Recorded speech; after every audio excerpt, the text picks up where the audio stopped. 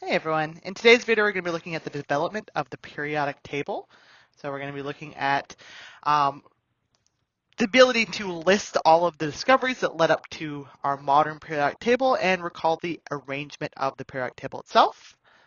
So our history starts in 1789 with Antoine Lavoisier. He's the first person to make an extensive list of the elements.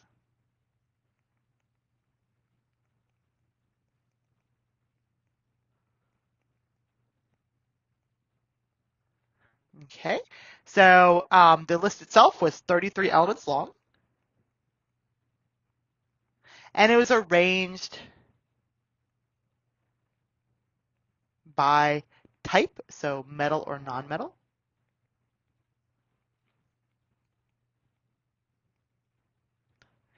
And it was great.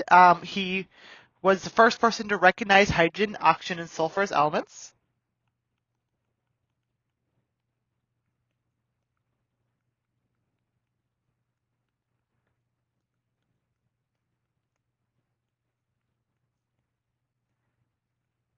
And he named hydrogen and oxygen. Unfortunately, there was a few of the elements that ended up not being elements. So a few were not in fact elements. Okay. Then in 1869, we have our father of the periodic table, Dmitry Mendeleev, and he's going to arrange the elements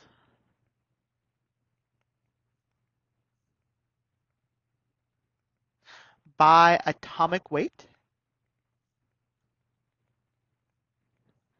Okay, and when he does this, he also includes a grouping of the elements by similar properties. And grouped elements with similar properties.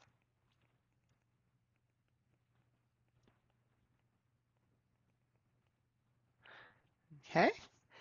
Another thing that he did was he left gaps for unknown elements.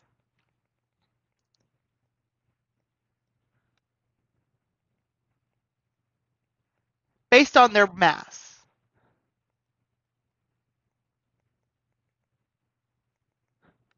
So what mass he expected to be in a particular place, and he was able to, he actually did a pretty good job of predicting the elements and predicting their properties.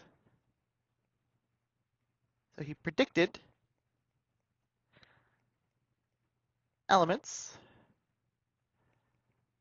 their masses, and properties. Okay, here is Mendeleev's table, and he was German, so it's in German. But you can see there's a couple of places throughout where there's some question marks where he didn't know what was there, but he knew something should go there. And like I said, it was actually a pretty good list that he found. Then around 1898, we have William Ramsay, and he discovered the noble gases.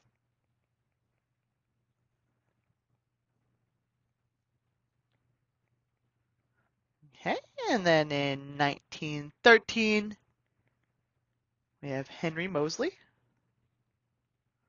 He determined the atomic number for all known elements.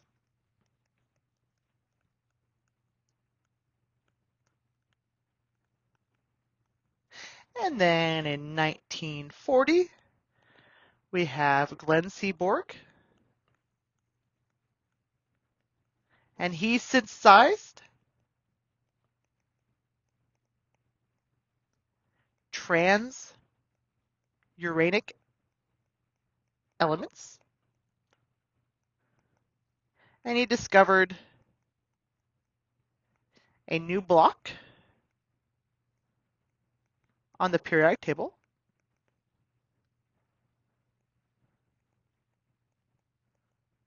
called the F block,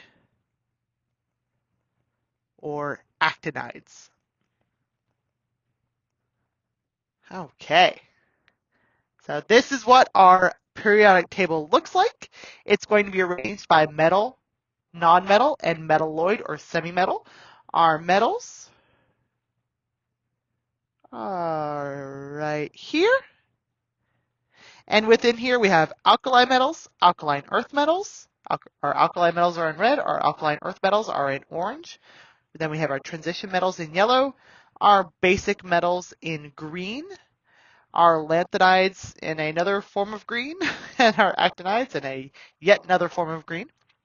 And then we have our semi-metals in this kind of bluish green right here. And then our non-metals, regular nonmetals in blue, halogens in a light purple, and noble gases in a darker purple. And then some other ones I would like you to be aware of. Chalcogens are group 16, and pnictogens, group 15. So in addition to arranging the periodic table by type, we can also arrange it in groups. So our groups go from 1 to 18, where groups 1, 2, 13, 14, 15, 16, 17, and 18 are considered our main group elements. Groups 3 through 12 are our transition metals, and then below our periodic table is where we have our lanthanides and our actinides. And then we could also go by period. So things in groups generally have similar chemical properties, and then things in periods, as you increase your period, you increase your N value, right? Because that's equal to our principal quantum number. So we get larger with more electrons, and we get new levels, energy levels, and sublevels.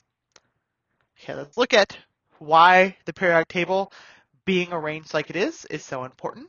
So within the periodic table, we have something called periodicity, which is the repetitive pattern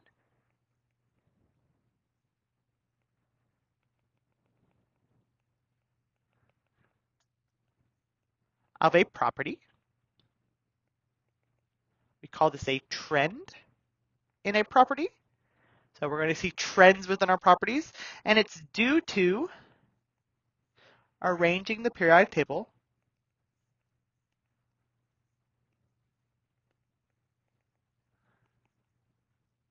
based on atomic number, which Mendeleev only did it by atomic weight, but it was eventually converted into atomic number. They're almost always going to be arranged the same either way, but there are a couple of elements that would be arranged incorrectly if we do it by atomic weight. But we do it by atomic number and by grouping similar elements.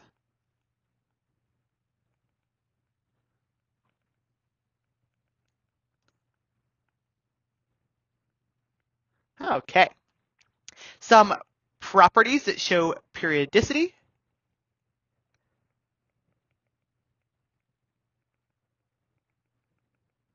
include effective nuclear charge,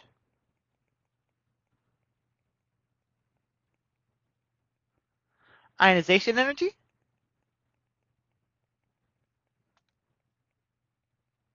electron affinity,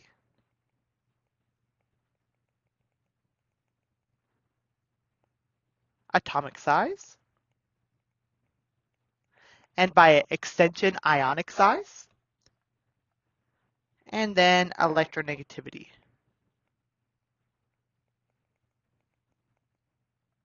Okay. Well, guys, that's everything for this particular learning objective. We'll talk to you guys later. Bye.